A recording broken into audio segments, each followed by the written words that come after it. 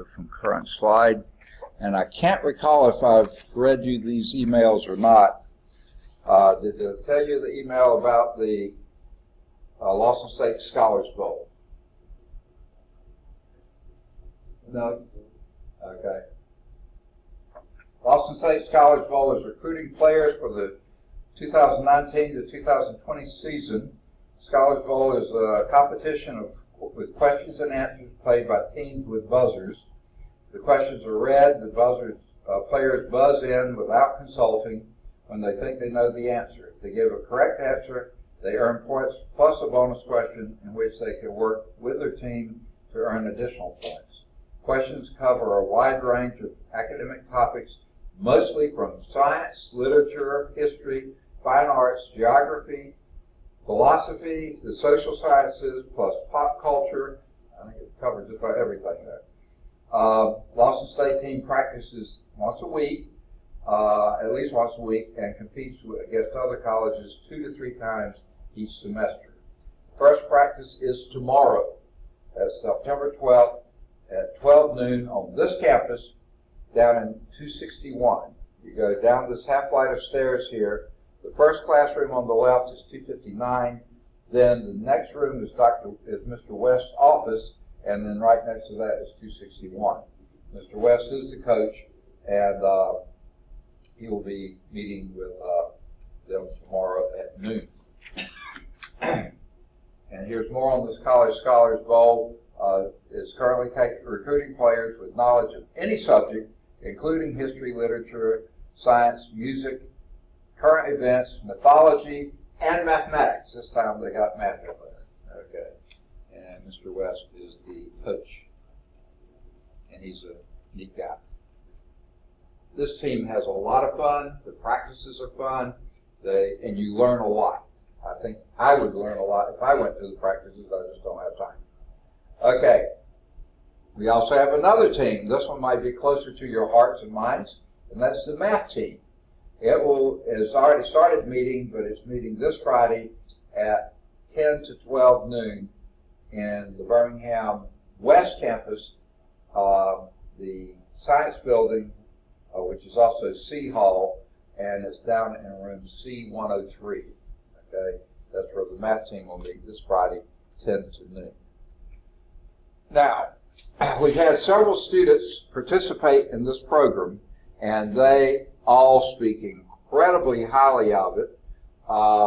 It's the NASA, get it right, NASA Community College Aerospace Scholars Program, abbreviated NCAS. That's the initial you see right above the building map there, NCAS. And several, like I said, several people have participated. They speak really, really highly of it. There's an application deadline on October 16th. So it's quite a ways off, but it's a good idea to go and get started in the application. The basic website is go.nasa.gov. Okay? There's other suffixes you can add to that to take you to the various places, but that's will give you all the information you need. You can certainly read this flyer if you wish. And then yesterday morning when I came in my box was a big folder from the Board of Governors of the Federal Reserve System. I went, ooh, am I in trouble or something? But no, they're running a couple of other things similar, it sounds like, to NASA. One is the College Fed Challenge. This is a competition in which the teams act as members of the Federal Open Market Committee, the FOMC, and present their monetary policy recommendation to a panel of judges.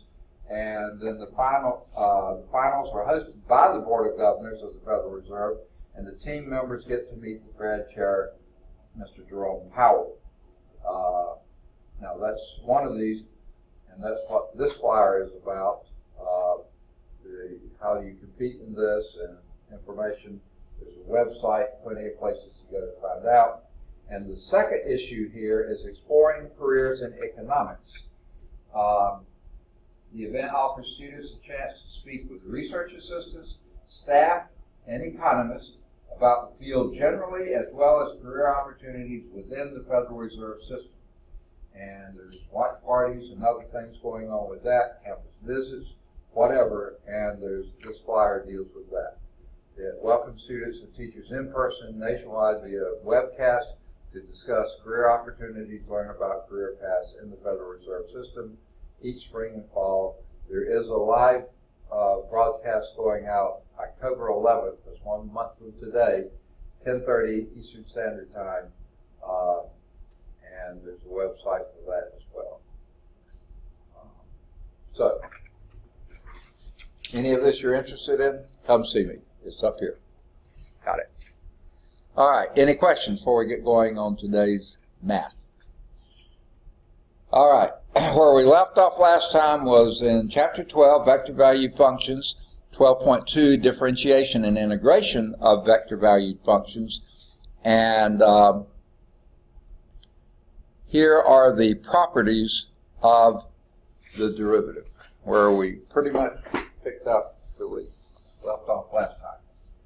If R and U are both differentiable vector value functions, that's why they're bold R and bold U, vector value functions of some parameter t, independent variable t, and W is a differentiable real valued function of t, and C is any old scalar, any constant at all. And we'll assume they're real constants too. It can be positive, negative, fraction, decimal, rational, irrational. It doesn't matter. Any constant scalar.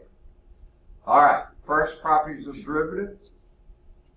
d by dt, that's the independent variable t, d by dt of c r of t.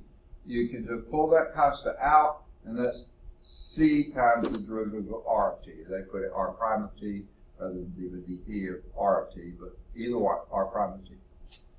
Now, d by dt of the sum or a difference of two vector value functions is r prime plus or minus u prime. Just hopefully like you would expect it to be. And now this is a product rule type thing. D by dt of the product of a scalar function w, okay, real value function w, times the vector value function r. That would be the real value function times r prime plus the derivative of the real value function r prime, w prime times the vector value function r.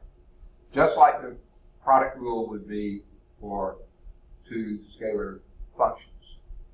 Now notice we don't have, I was just going to say it, we don't have a product rule that you write like this with two vectors.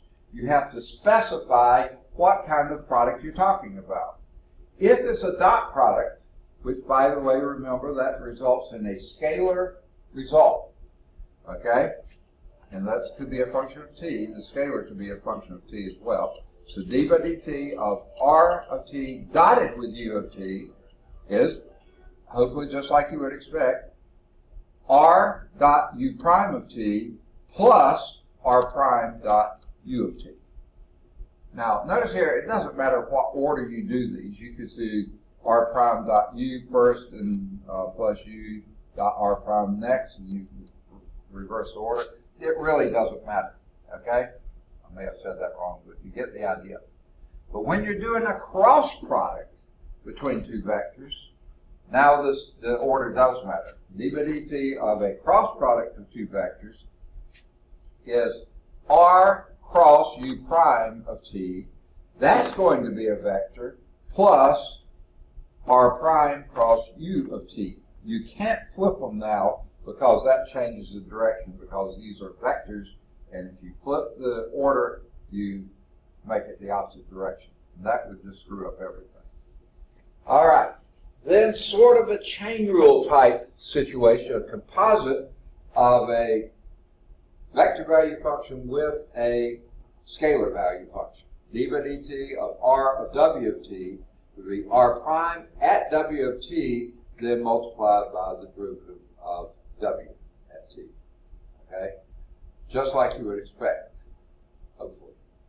Now notice we can't reverse those because it really doesn't make sense to do a scalar function of a vector because scalar functions don't operate on vectors, they operate on scalars. Okay, so you can't reverse that. Now, number 7. If R of t dot R of t is some constant c, which I think it almost has to be, right?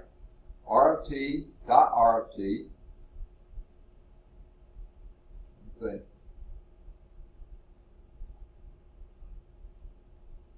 Because you're going to get a scalar value. So I think that almost always has to be that. Then the R dot R prime of t has to equal 0. Okay? I'm trying to think of a situation where that wouldn't be a number c. I can't think of it. So R dot R prime is equal to 0. If R dot R is some constant c. All right, any questions on those? And by the way, I hadn't noticed this in many other places. It may have been I have been noticing. In your text, sorry, this is heavy, so I'll try to do it. It doesn't show up here, but in your text, it shows up here they have a QR code here.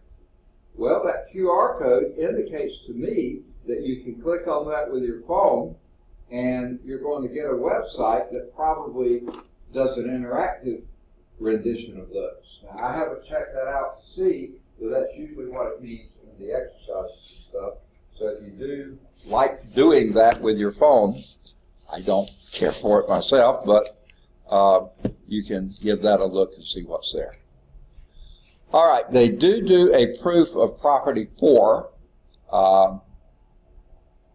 and you're certainly welcome to read through that and follow it up. It said proofs of the other properties are left as exercises 61 through 65 and 68.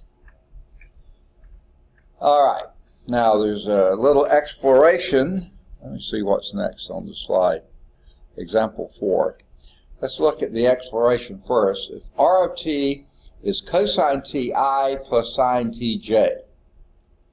Now if you do that, I'll just write it on here. R of t, this has nothing to do with these properties here, except it would be true for them. But if R of t is equal to cosine t I plus sine t j. Okay? It says sketch a graph of that. Does anyone right now have a gut feeling for what that will graph as? Second? Circle. Circle, absolutely. That graph is a circle. Sketch the graph. Explain why the graph is a circle of radius 1 centered at the origin. Okay? And it says calculate R of pi fourths and R prime of pi fourths. So let's do that. What is R of pi fourths?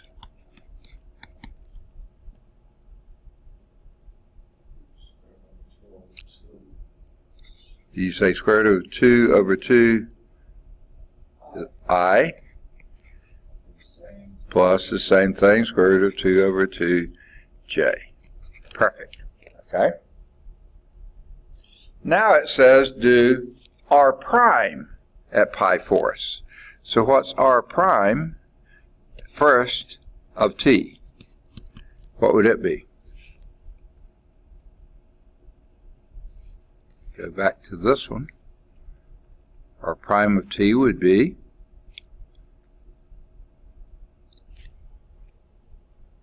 derivative of cosine minus sine t I, continue,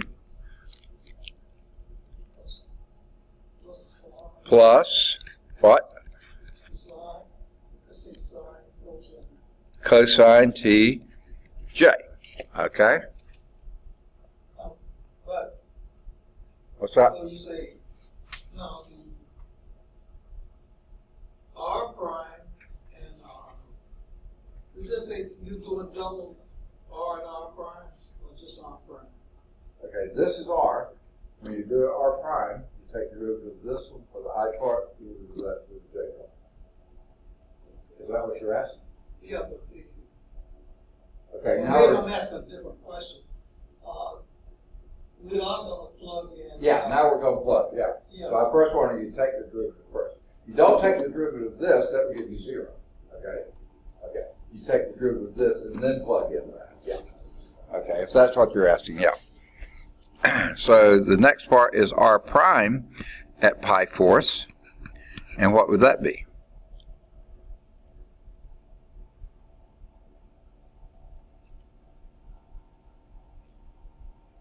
Anybody?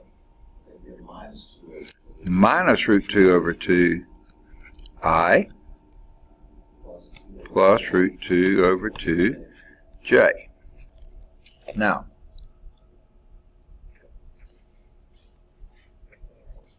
it says, what do you notice? Hey, I don't know what you notice, but I think what they're getting at, what happens if you dot these two together? Yes, because that gives you, pretty sure that's 1/2, yeah. Minus 1/2 plus 1/2 is 0. But if you dotted these for any t, what do you get here?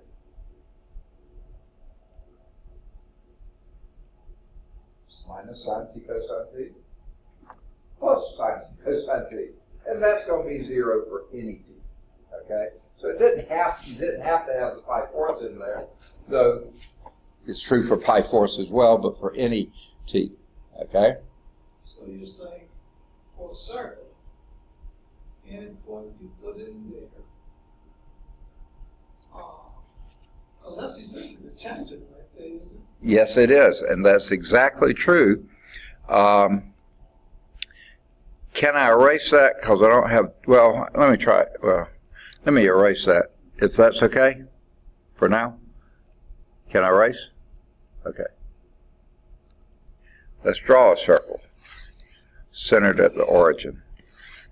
Ooh, not too centered at the origin, is it? Usually when I try to correct, it comes out worse. Huh? It actually came out a little better. So your R of t at any place would be there. The vector from the origin to the circle. Okay? And then if you were to do the tangent vector, that's R prime of t. Always tangent to it. I don't know why I put an opening parentheses. That didn't make a lot of sense there. Okay. R prime of t is always going to be tangent to it. Now,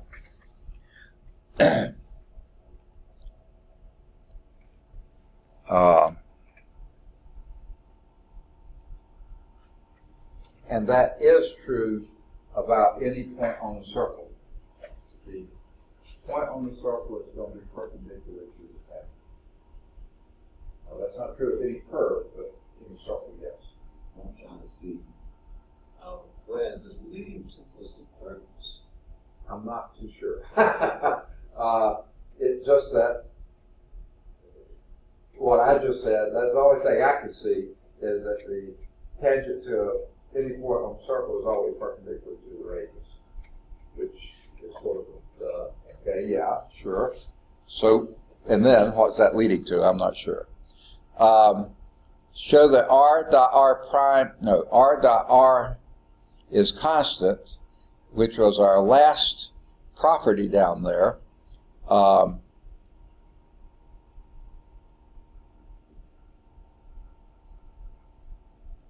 And that supports property 7. So I guess we ought to go back and do that, and I shouldn't have erased. R of t is equal to cosine t I plus sine tj. And if you did R dot R,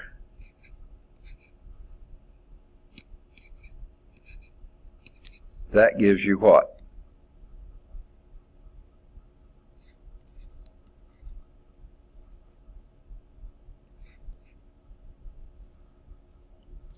If you dot those two, that vector with itself, what do you get?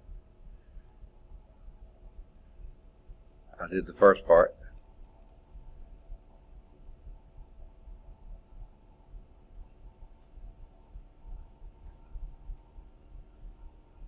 What's the second part?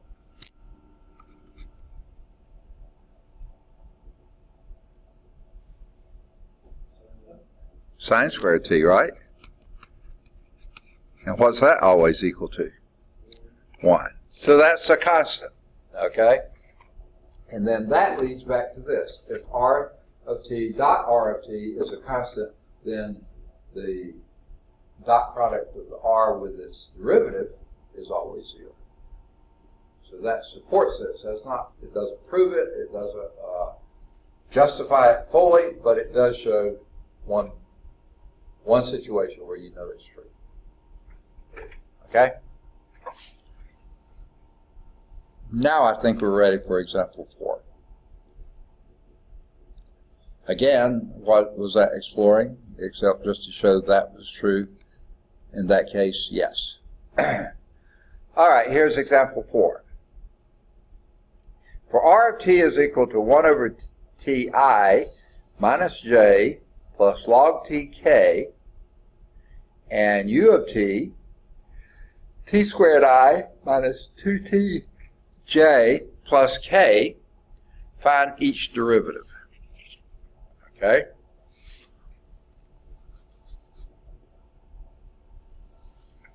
Now, I don't know if there's a preferred way to do this or not. It seems like to me, just dot them first and then take a derivative. If you can look ahead and see, well, it'd be easier if we do thus and so, we'll do thus and so, but right now I'd say just dot them and see what you get. D by dt of, what's the dot product of those two?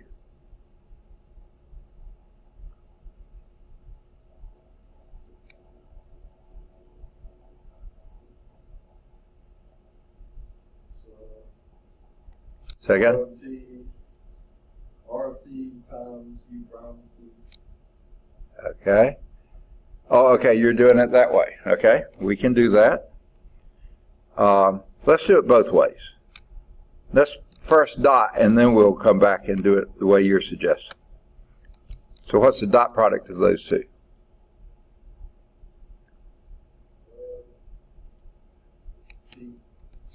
T plus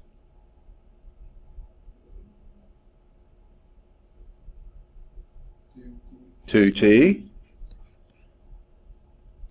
plus log t. Okay. That would be 3t plus the derivative of 3t plus log t. So what is that derivative? 3 plus. Okay. So we did it straightforward. Now let's do the way you said. What did you say this would give you? R of t times u prime of t. Dotted with u prime of t. Okay, so we first got to figure out what u prime of t is. 2ti minus 2j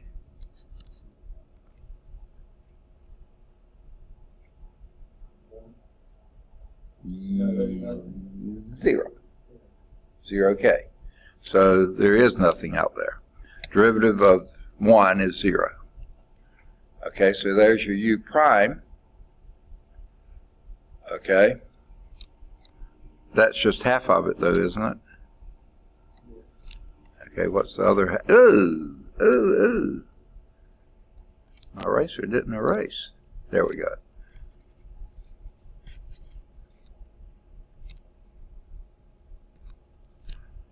plus, what's the rest of it? U of T. Second, U of T. Dotted with R prime T. R, I can't write, R prime of T. Okay. Well, we got to figure out what R prime of T is then. R prime of T is equal to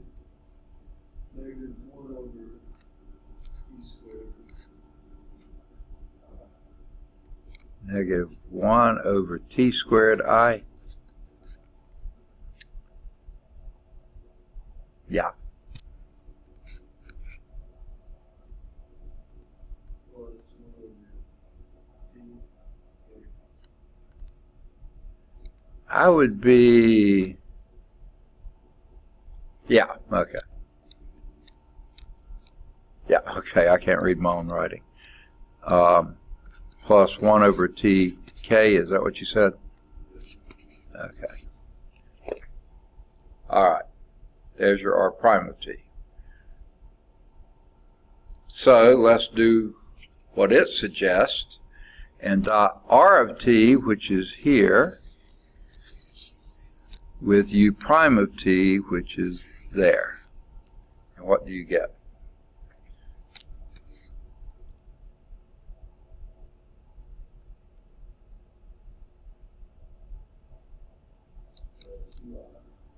Two I, well no, you don't do I, you just multiply those together. 2 plus 2, and that's all, right? Okay, so that's going to be plus U of T, which is listed there,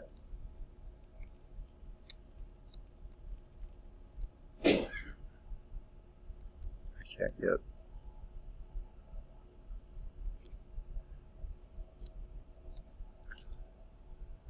losing myself here.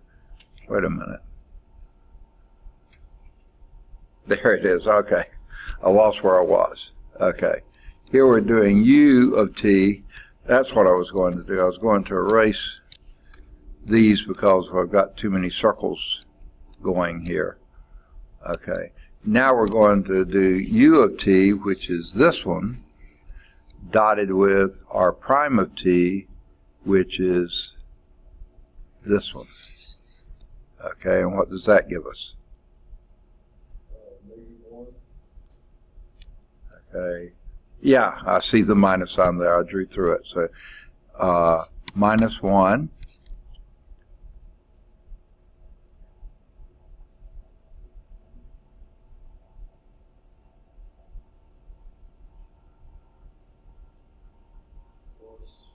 Plus, second, Plus 1 over T. 1 over T. All right, ooh, we finally wound up with something in a variable in it, okay? All the rest of the variables had wound up disappearing. So that's 4 minus 1, that'd be 3 plus 1 over T. That's a T there, not a 6. And that's exactly what we got there. Okay? So, yeah, now, when I do this, look at this, I think it's much easier to do the dot product first than take a derivative. Because the other way, you have to do 2 derivatives and then 2 dot products and then add. So, but we did verify they came out the same answers. Okay. And that is a T, not a 6 there.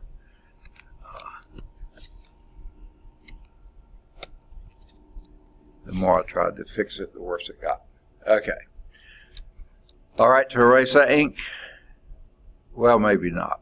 Let's hold off on that and just erase this at the bottom of the page, bottom of the screen, or whatever you call it. Okay.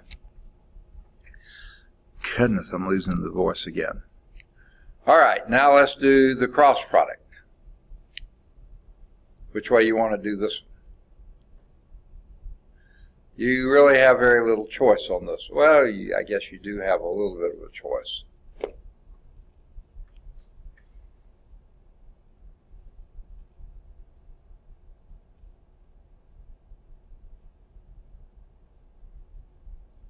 I would just do it as it's printed. Okay? Which would just be do the cross product of those two and take a derivative of it. So what is the cross product of those two? How do you do that? You want to do a matrix, right? Yes. I, J, K, I, J. Okay? Now, what do you put on the second row?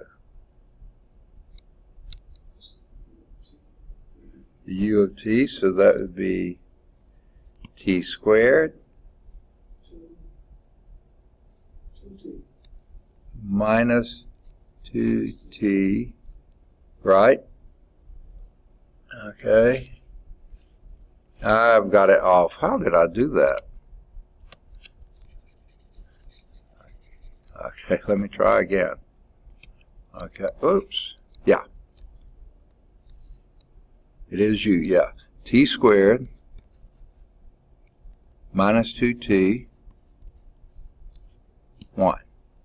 Then repeat the first two, t squared minus 2t. All right, and then the underneath, this is why I wanted to leave it there. Here's our u prime. What is it? 2t for the I part, minus 2 for the j part, and 0 for the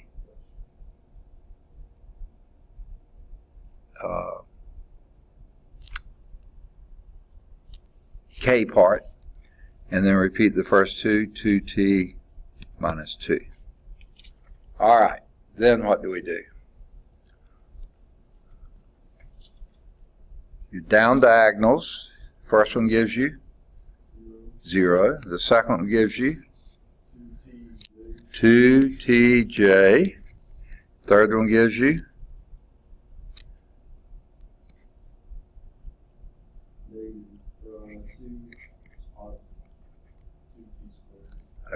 negative 2t squared k. All right, then we go to our up diagonals. Do you want me to erase the others? That might make it easier to read. And since it's easy to erase on here, I'll do that. On your paper, it may not be quite as easy to erase. Wait a minute. Here, they've done it again. My eyes are drying out so much, I can hardly see. Okay.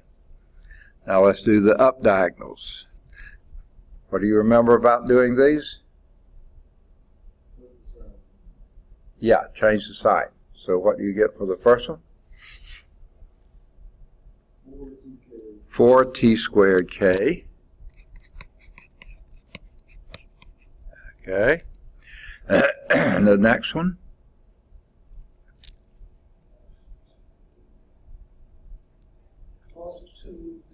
Positive 2i.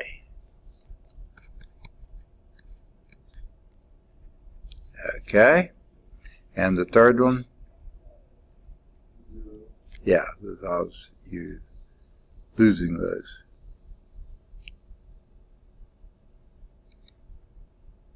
All right. Let's combine those together, and what do you get? This will be the cross product that's in here will be, add them together. What do you get? 2i, 2tj, k. Okay, and what do you do with that then? Take a derivative.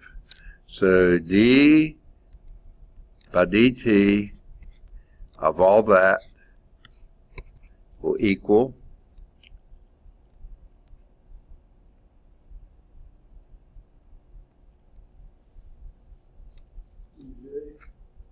2j plus 4tk. plus 4tk. All right.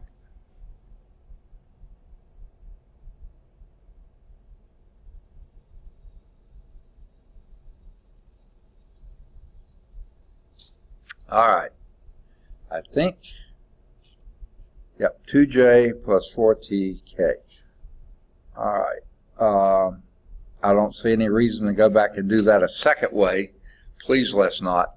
And that's the answer they get in the book, and it's fine. Notice, derivative of a dot product has to be a scalar quantity. Now, it doesn't have to be a constant quantity, but just a scalar function. Okay? The derivative of a cross product of two vector functions is most generally a vector. Okay? I guess there are certain circumstances where they could be perpendicular to each, parallel to each other and give you 0. If that's the case, then you get a 0 vector then, but this is just any old vector, because the derivative of a vector quantity function is a vector function. So you should anticipate that. All right. Oh, that's how we did example 4. Excuse me, I've got the hiccup so badly I can't hardly talk. Let's do the first one. And they did it the way you were suggesting. They first came up with the primes of both R and U. Why they wrote them in different fonts, I'm not really sure, but they did. Rather bizarre there. Okay. That is strange. They wrote this with serif font. See, all these have serifs on them. And they wrote these with block, with none of them having a serif on it.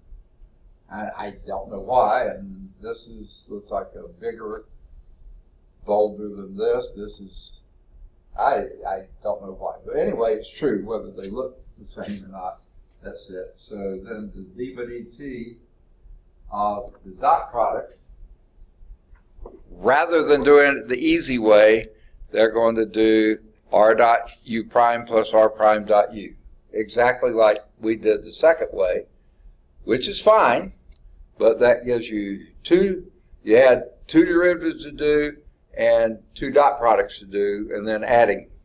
Whereas if you'd done them the other way, one dot product and one derivative, and you're done. Okay. So anyway, just like we did before, r of t was on the previous page. You can't see it, but it's that one.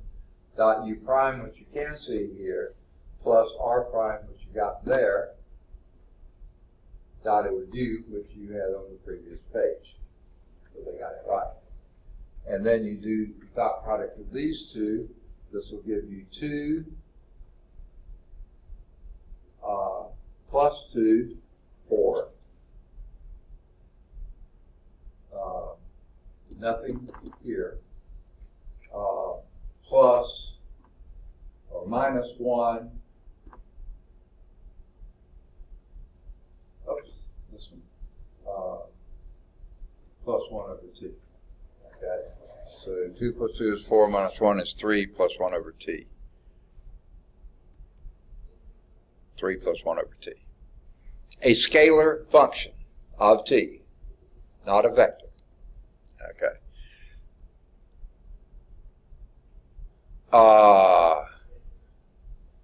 Now, why in the world did they do this one?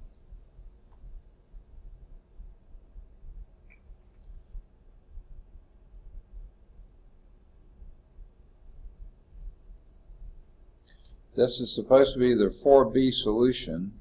Oh, I know why. Okay. Yeah. They're doing it the long way. What you're wanting to do is u cross u prime.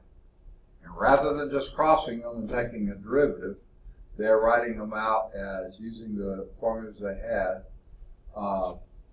u cross u double prime, which is the derivative of this, plus u prime dot u prime, that's the derivative of this one. I'm sorry, I said dot cross that. Okay. Now, in this case, it's not quite as bad. Anyone know why? Second? This is a double primes and 2 I. Okay, yeah, that certainly is true. You've simplified things there, but on the other hand, what is this? Vector cross with itself. 0. Dot products cross with the perpendicular are 0. Cross products cross with a parallel is 0. And that's certainly parallel to itself. So this will become 0, and like you said, this actually becomes simpler. Okay? So, who knows? They may have beat me here. This may be a little easier to do. Okay?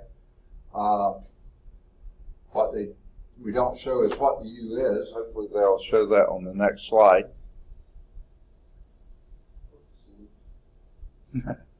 All right. It's IJK, and hopefully the U is t squared minus 2t plus k. Okay, I think that's right. Then you cross with this one, and that's going to be a really easy one to do. Because what you do is pick this entry right here, and then do it by this. So it would be 2 times j is 2j plus 2tk. Now, is that what we got? 4tk, I'm sorry. 4tk. Whoa, wait a minute. Yeah, all right. Do that again. 2 times this is 2j, and 2 times this will be a plus because it's an up diagonal, plus 2tk. 2 times that is plus 4tk. Yeah, so that came out being very easy. This is the 0 vector. Notice they did a 0 vector there, but who cares? That's just all 0 components. And that, I thought they had figured out a way to make it simpler. And then they proceed to do this cross and minus this cross plus this cross, which is all correct. It's perfectly fine. But when you're doing a determinant, find the row or column with the most zeros in it, use that as your prime, and just do that. Okay? Because all the rest of is, but you see when you do this, this gives you 0i, which is what we got. Now, reminder, the reason you put a minus here is the sign of the position. Plus, minus, plus, minus, plus, minus. Yeah. Plus, minus, plus, minus, plus, minus, plus, minus, plus. This is a minus position, so you do a minus there. These two are plus positions, so you do a plus there. So it'd be a minus j times this one, which is just a minus 2. So that gives you a plus 2j here. This gives you 0. Okay? This gives you a 2j, and this gives you a 0 there and a plus 4tk. So they're easy, but you just got a lot more writing to do. And that gives you 0i plus 2j plus 4tk, 2j plus 4tk. All right, good deal. Not the way I would have worked the problem, but it certainly works quite nicely. All right, that was example 4 in gory detail. Let's move on to integration of vector value functions. And here are the general rules for this. The following definition is a consequence of the definition of derivative of vector value function. It's the antiderivative, or integration of vector value function. If R of t is equal to some f of ti plus g of tj, where f and g are continuous functions on a to b. Okay? Notice they didn't say anything about the derivatives here because we're not taking derivatives. We're doing antiderivatives. Then the indefinite integral, or antiderivative of this r, would be the antiderivative of f of t dt I plus integral of G of T dt J. Okay, that's in the plane. In space, for this, well, wait. And its definite integral over that, some interval, a to b, would then be just the same thing, only you put these on. What they kind of left off, but they didn't, because it's incorporated here, when you do an indefinite integral here, you're going to get a plus c with it, and you get a plus c with that one too. And then you can combine those together. That's a plus ci and a plus c1i and a c2j, if you want to give different names to it. That's just some constant vector, r sub c or something like that, that you add. And that's why for the indefinite, you wind up with a plus c that you don't see here. They're incorporated there. But with definite integrals, you just do those and you don't worry about that. In space, same thing, you just add h of tk, where h also has to be continuous on the interval a to b. And the indefinite integral would just be that. You don't see a plus c there because you have a plus ci here, plus c2j here, plus c3k here, and that just makes a constant vector that you can add to whatever that vector comes to. Okay. In the definite integral, you don't even have to worry about those. You just evaluate this from a to b, that from a to b, that from a to b. Those are your ij components. Okay. Hopefully, just like you would expect it to be.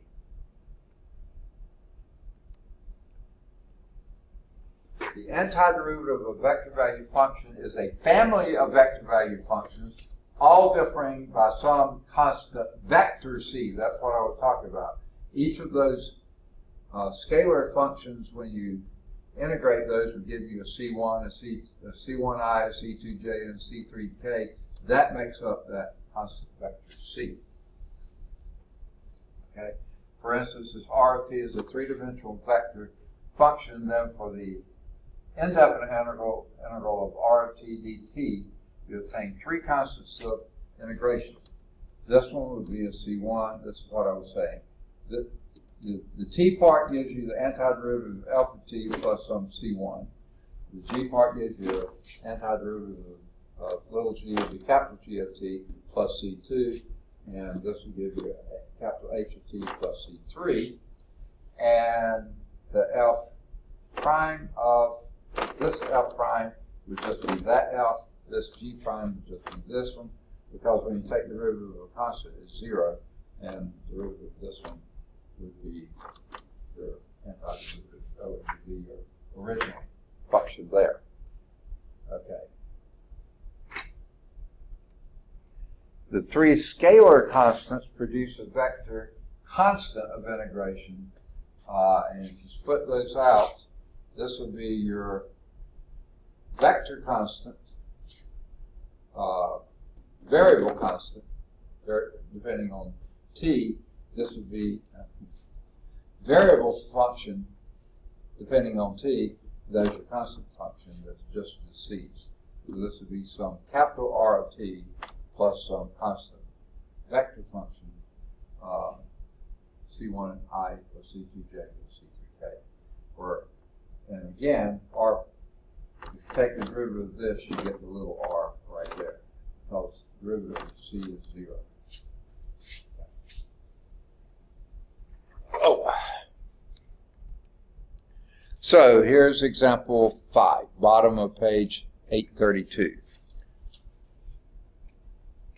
Okay.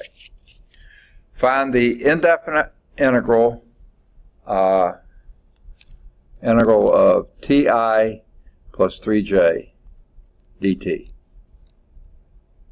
Anyone want to hazard a guess? Second? G squared over 2. T squared over 2i. Yeah. 3tj plus some, and it's probably best to call it a vector c. Now, for some reason, they've gotten into the practice of capitalizing where we never used to do that before, but there's nothing wrong with it. But it's usually when I see a cap, I think it's a curve or something like that rather than just a constant. But on that, even though we integrate a vector, but the constant itself is a vector. Is that? Yeah, the constant is a vector itself. Because when you integrated this one right here, you should have had a C1i. And when you integrated this, you've gotten a C2j. And that's here. It is a vector. Now, one of those could have been a 0 or anything else, but it's a family of, but you just don't forget your constant is now a vector constant. Okay. Let's see how they did it. I think it's pretty much the same way. Integrating on component by component basis produces t squared over 2I plus 3tj, and then you just have a constant vector c. If that started in 2 space, your constant vector is also a 2-dimensional vector. Can't make it a 3. You can't guarantee it reduces to a 1. In some circumstances it could, but it can't ever go up to a 3. Whoa! That's the last slide they show. So that leaves example 6, 7. Oh, just 6 and 7. All right, so let's go on. Anyone need that any longer? Okay. Evaluate this integral. The integral from 0 to 1, two of my favorite limits, r of t dt, when that vector r of t, evaluated from 0 to 1, is the cube root of ti plus 1 over t plus 1 j plus e to the minus tk dt. And they do put all of that in parentheses. Now, Josh wasn't. Is that e to the minus t? This last one, Yeah, what is that? e to the minus t. E to the minus t. I believe that is. Yeah, e to the minus tk. All right. Now, if I know Bill was, but Josh wasn't, I always say, what do you do first? And I would not start integrating right off the top. Change that I to t over 1/3. Okay, exactly. Okay, now they're going to do something else too, and it doesn't matter whether you do it now or later. But you get this, definitely make that as t to the 1/3 I. Write it.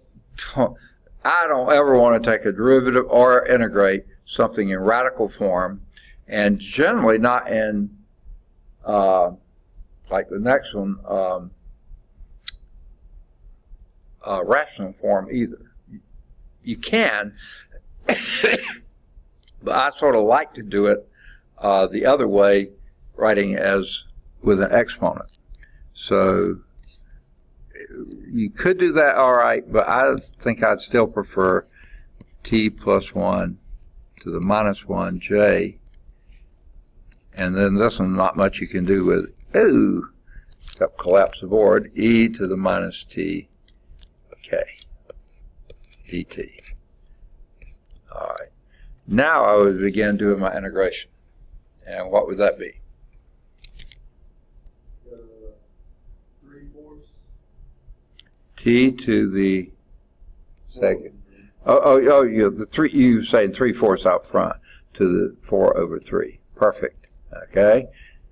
But that's evaluated from 0 to 1. So in a sense, probably would have made better sense to put this in a dt I'll actually put my parentheses there. Okay. You don't have to do this, but I think the book did. Okay.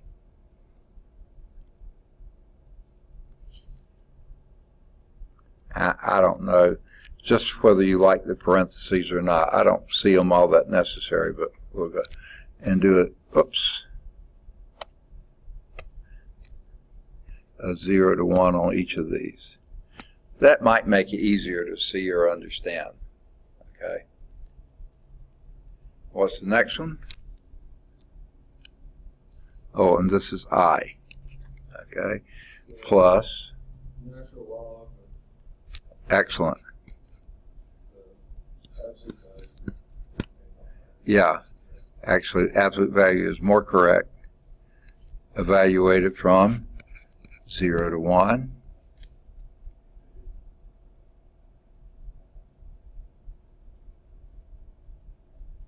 We got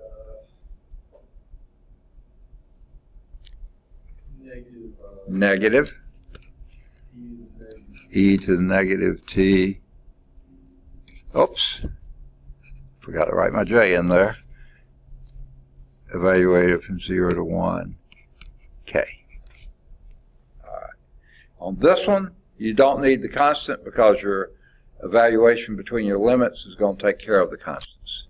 So what does this give you?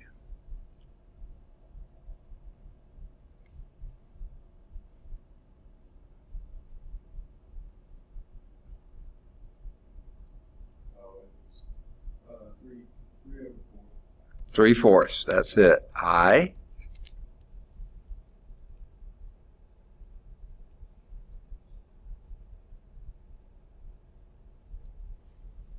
What's next? So natural log of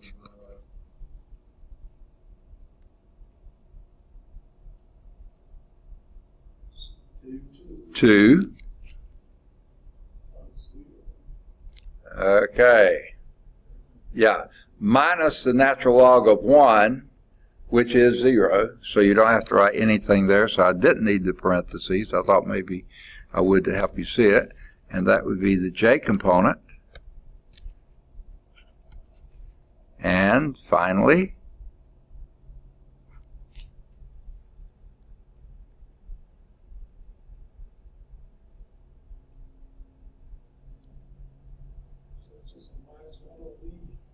minus 1 over e. That's a good way to express it. Minus 1. Okay, minus the minus, which is plus 1. That one you do need parentheses, k. Okay, that one does have 2 parts because when you evaluate this at 0, that obviously goes to 0. Evaluate this one, it's not obvious until you realize that log of 1 is 0, so that's why you lose it there. But this one, this 1 over e is the first part, and now wait a minute. Gotta stop and think here. Yeah.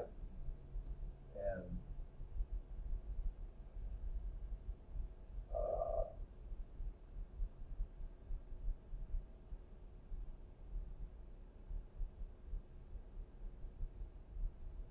minus, yeah.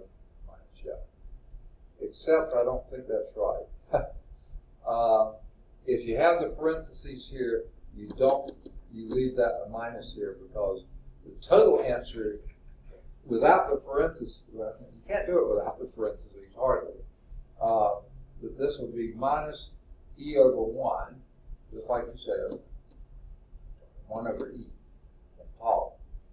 And then you do a minus from here, and then a minus from here, and that would be 1. But you see, if you have this minus here out front, you better leave that as a minus 1 there. So I have this theory about minus signs. The only purpose in their lives is to trip you up. I mean, they have no other real value except to make you make mistakes. No, I'm just kidding. Okay. Oh my goodness.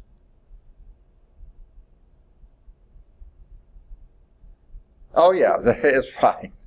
I said they got it backwards, but no, they reversed the order and did this, which is perfectly fine. It's just a little ridiculous why, but they wrote it as 3/4 I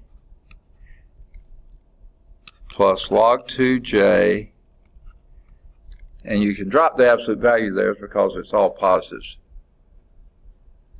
And maybe there, I kind of like to put a parenthesis around that just so it's more obvious. Okay, and then they did a plus because they negated this thing, which made this would be a 1 minus 1 over e k. Okay. Yeah, and they put the log 2 in parentheses too. I didn't in the first place because I left a big enough gap, and it was pretty obvious. But it's better to identify this as a quantity than making it confusing and saying, well, is that a log of 2j? No, it's not that. It's log of 2 times j. So not a bad idea to put the parentheses there too. When I wrote them close together, I knew I had to put them there, but I had enough space there. I thought it was obvious. Okay. That was example 6. Any questions on that? Okay.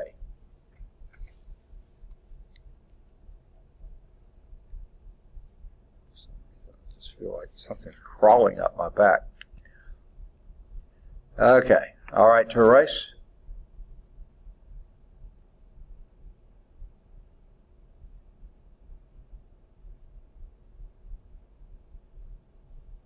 Okay. All right, let's do example 7. Last one in 12.2. Find the antiderivative of this. R prime of t is equal to cosine 2ti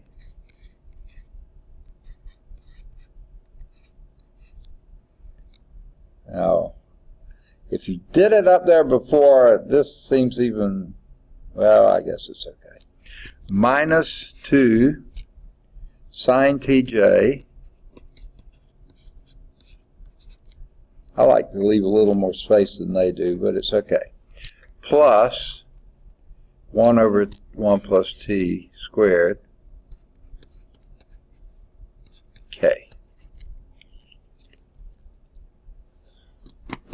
Oh, initial value problem, where r of 0 is equal to 3i minus 2j plus k. All right, we have an initial condition here. Okay, what are you going to do?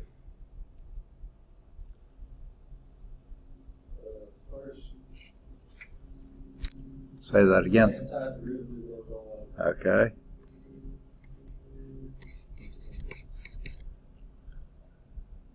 What would it be?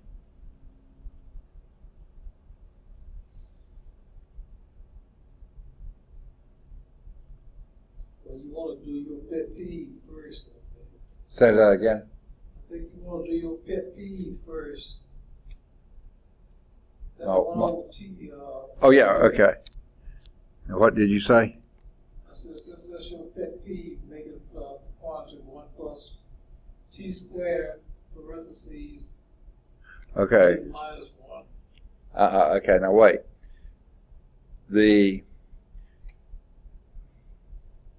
What you're integrating is the outer function, right? And you're kind of doing an anti-chain rule. Sort of antiderivative, you do an anti-chain rule. So do the antiderivative of cosine first. What would that be? Okay. All right.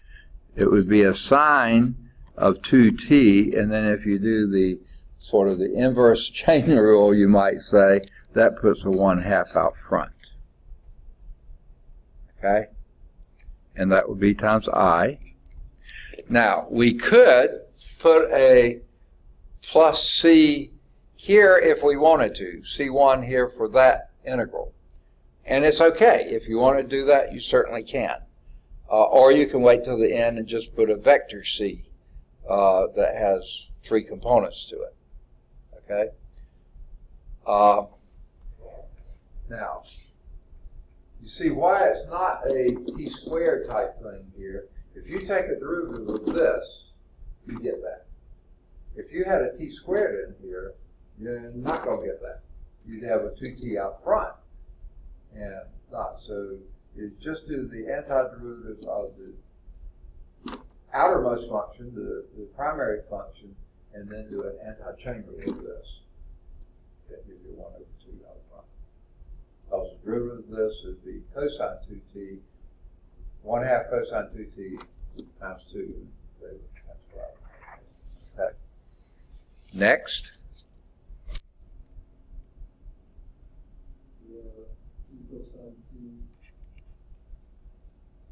Is that a 2 cosine t? Yes. J. Yes. Okay. It's a plus now because the derivative of cosine is minus sign. So that works. Ooh. Ooh. What are you going to do with that?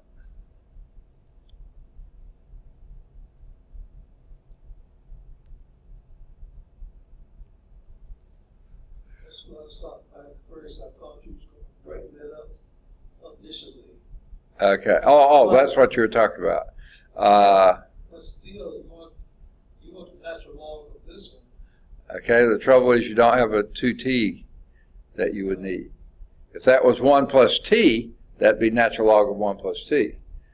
Yeah, but can't you, we want to make it that by putting the t out there and dividing by 2, 1/2? I would love to if it were legal, but I don't think we can do that. Okay. This, I'm pretty sure, has to be a trig substitution.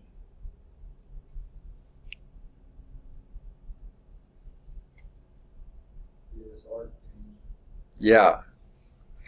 Let's just do this by itself. The integral of 1/1 plus t squared dt. Because of that t squared, anything you try to do a dt for, you're going to have a 2t and you don't have that t. And you can't take a t outside the integral like we like to do. So you're kind of in deep trouble. Okay?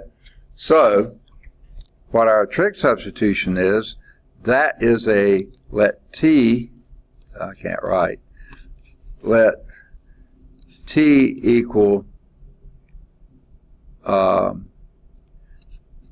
tangent u, for lack of anything else. See, now this kind of substitution is a little different. Before, we let the new variable u be something to do with the old one. Now we're letting the inner part of this one be a trig function of your thing u. Now you got a couple ways you got to go with this. First, you got to then do your dt. I can't write. Goodness gracious, that's pathetic. Okay, let's try that again. dt is equal to the derivative of tangent. Anybody? Secant squared u du. If you got a front of your book of anything you got there, whoops, not there. Oh, next page. I thought, yeah. Maybe not. Nope, back of the book.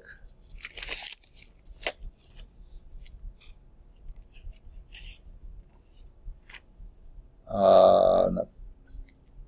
I guess you have to go to the trig tables. I mean the integral tables, which is before the homework, the answer keys. Well, I think I have a piece of paper back there somewhere. Let me just go to the piece of paper. There it is. Nope.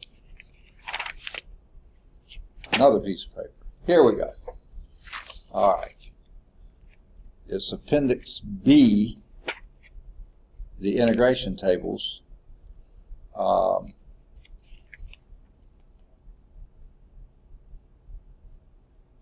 They don't have a differentiation table. That's a shame. I swear they should have had that in front then. Yeah, they did. There it is. Front inside cover. I looked at the wrong place. Okay. Front inside cover. If you find derivative of tangent, that's number 15, secant squared. Okay. Secant squared. All right. That's just it. But you got something else to do.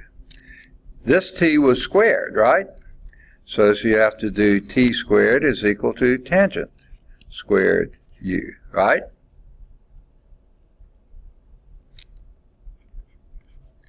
And you got 1 plus, so this goes to 1 plus t squared is 1 plus tangent squared u.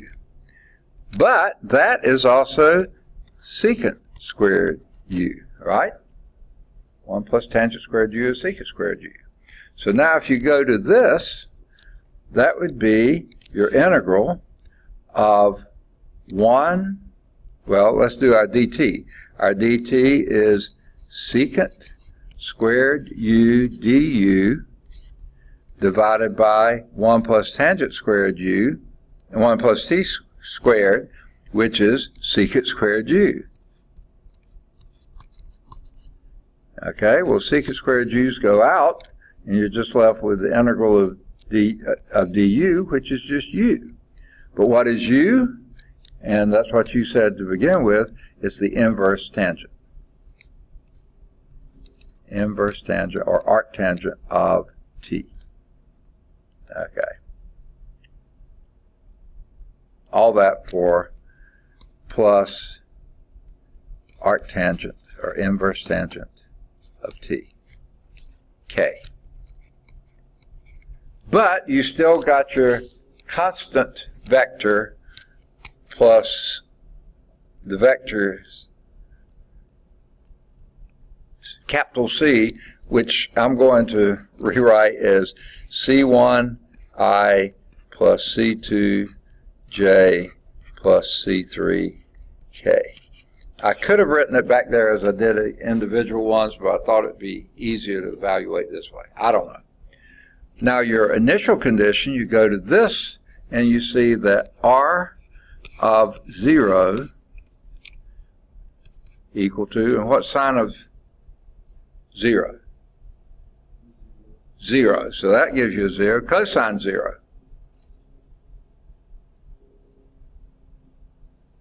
1. So that'll be plus 2j. And what's inverse tangent of 0?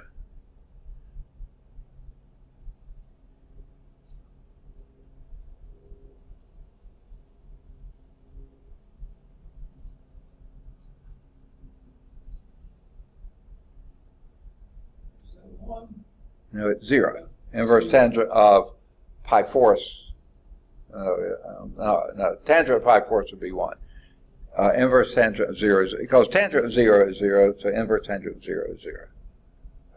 Okay? So that would be a 0k. And this should equal plus C1I plus C2J plus C3K. And this is supposed to equal 3I minus 2J plus K. Because that's what it said, that R was to equal. Okay? So obviously C1 has to be 3. So C1 equal 3. C2, I think, has to be a minus 4. because it's got to be minus 4 plus 2 equal minus 2. So that will work. And C3, I think, has to be 1. So our answer is then R of t. I'm going to go and put them back together again. 1/2 sine of 2t plus 3i plus 2 cosine t minus 4j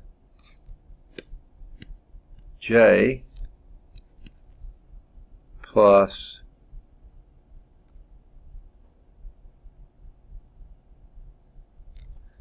I'm sorry. I got lost there for a moment. Inverse tangent of t plus 1 k. I hope I got it right. And I think I lost my page. Yuck. Let's see if I can get it back easily. What are we in? We're in 12.4. Example. No, we're not, are we? 12.3. Yeah. Example 7. See if we can find it. So R of t is 1/2 sine 2t plus 3i plus 2t minus 4j plus arc tangent. They like arc tangent. I like inverse tangent. Plus 1k. Yes.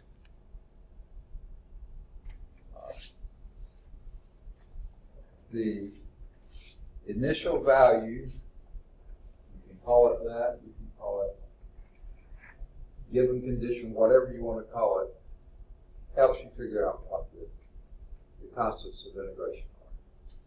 And you could have done them when you did each of the integrations here.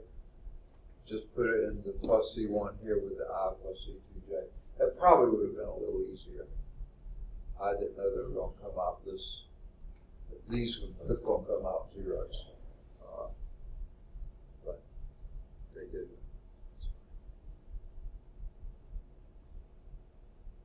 Any questions on this? Does that make sense? As much as possible. All right. That's 12.2. Homework exercises here would include any of the odds 3 through 17. No, I'm sorry, 3 through 9. They're all at Calc Chat.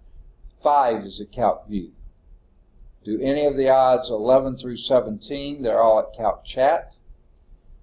19 or 21. Excuse me, they're both at Calc Chat.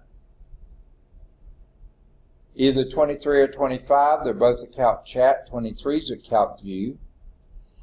Any of the odds 27 to 33, they're all at Calc Chat. 27 is at Calc View. 35 is at Calc Chat and Calc View. 37 is at Calc Chat. 39 to 45, they're all at Calc Chat. 41 is at Calc View. 47, any of the odds 47 to 51, they're all at Calc Chat. 47 is at Calc View. Any of the odds 53 to 57, they're all at Calc Chat. 53 is at Calc View. You can explore doing 59 if you'd like. It should be at Calc Chat. If it's not, you can do whatever you want to with it.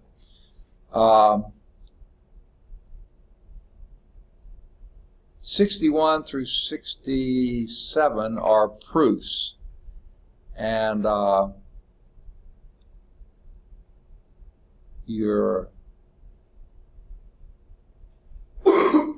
as far as I know, you're not, let's see how to say this.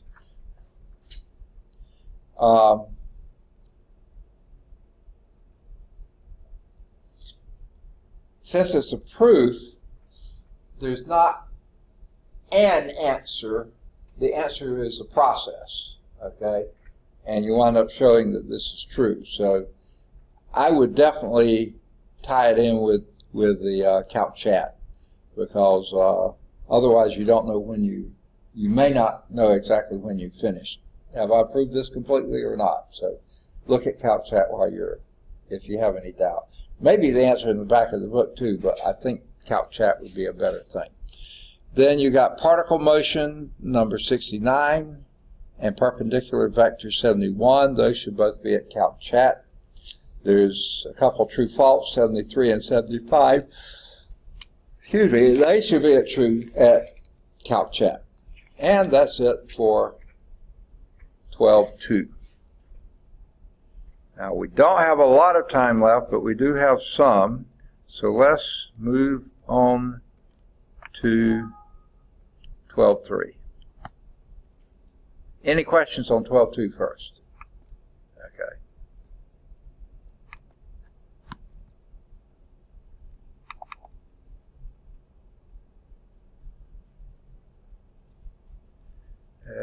Okay.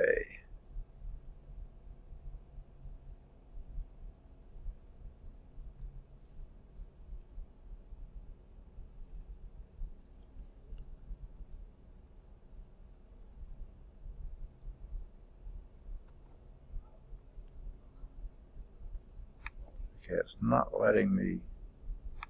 Oh, there we go. All right. Chapter 12 is still vector value functions. 12.3 is velocity and acceleration.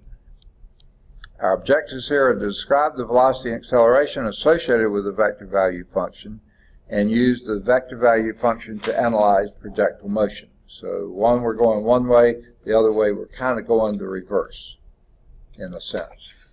Okay? Oh, my knees are hurting. I'll this thing up. As an object moves along a curve in a plane or in space, the coordinates x and y of the center of mass are each functions of time. Okay? Rather than using the letters f and g to represent these two functions, it's convenient to write x is equal to x of t and y is equal to y of t. Now, a lot of pure mathematicians sort of cringe on that, but this is getting a bit more toward physics, so it's all right to do. Because you see, nothing about f and g tells you their displacements. But if you see x is equal to x of t, you think, yeah, that's a displacement on the x-axis, and y is a displacement on the y-axis. So I think that's the reason they go to this nomenclature here. It's okay. So the position vector r of t takes the form of r of t is x of ti plus y of tj. Now, that indicates you've got a position vector, not just any old abstract vector, but this represents a particle. Where is a particle's position in the plane or later in space? Okay? And then the x will be where it is on the x-axis relative to the x-axis, y on the relative. So to find the velocity and acceleration vectors at a given time t, see, before t was a parameter. Now t is time, which is what we like to think of it as anyway. Consider the point Q. Now this point Q is not at the same point P. This is a little further along. Your x is at some little bit of time, some incremental time past time t equal t, and y is at some incremental value where t is some incremental part past t. But that point Q is now approaching the point P, which is just x of t and y of t, without the deltas in there. Along the curve given by r of t is equal to x of ti plus y of tj.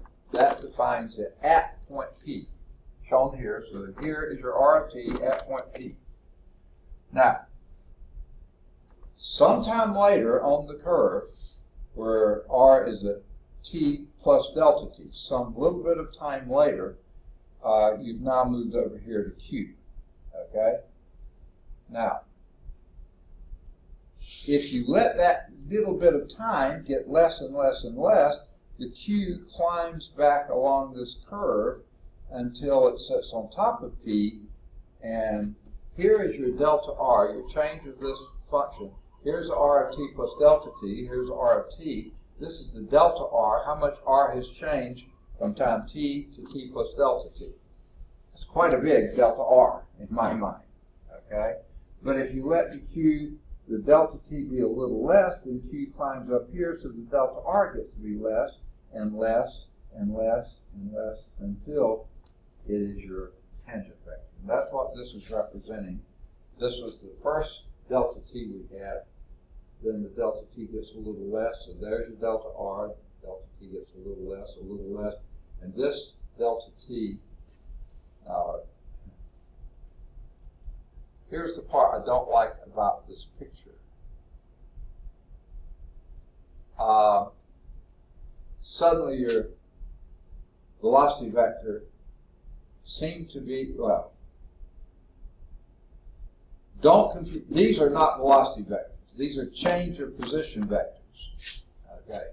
If you're making them velocity vectors, then what you have to do is divide by the delta T. And this is a bigger delta T, so this might actually shrink this one. Now the delta T is getting smaller, and at some point the delta T is less than 1, so now when you divide by delta T, it makes the vector get larger. So these are delta R vectors. This is delta R divided by delta T, which makes it a longer vector because your delta T is approaching 0. Okay. So that's one thing I don't like about the rendition here, but it's as long as you understand that. The delta T approaches 0, delta R over delta T approaches the velocity vector. There. This is not a velocity vector, that's just a delta R. All those are. But your delta R divided by delta T, that's your velocity vector. Okay. As delta T approaches 0, the direction vector PQ, denoted by your delta R, approaches the direction of motion at time t. So the delta R is the displacement vector at some time a little bit beyond t minus the displacement at t. And so delta R divided by delta t would be your R vector at this minus the R vector here. And again, they change from no cerise to cerise. I don't know why, but it's fine. Perfectly okay to do.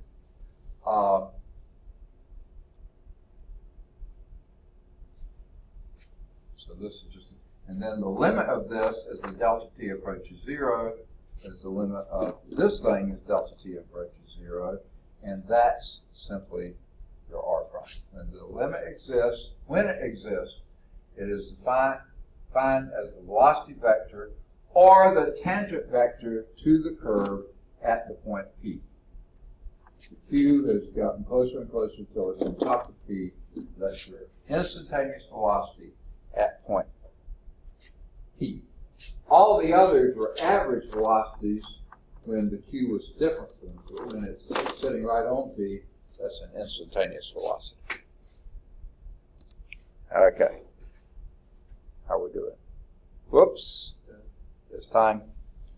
Okay, let's see what slide we're on here. Good. Well, once upon a time I had a pencil. I put it back in the drawer. Okay.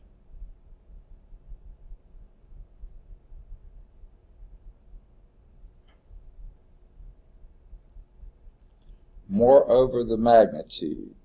Okay, we're starting at that sentence right there. Okay. Weird place to begin, right in the middle of a paragraph. Okay, but we'll pick up and go from there.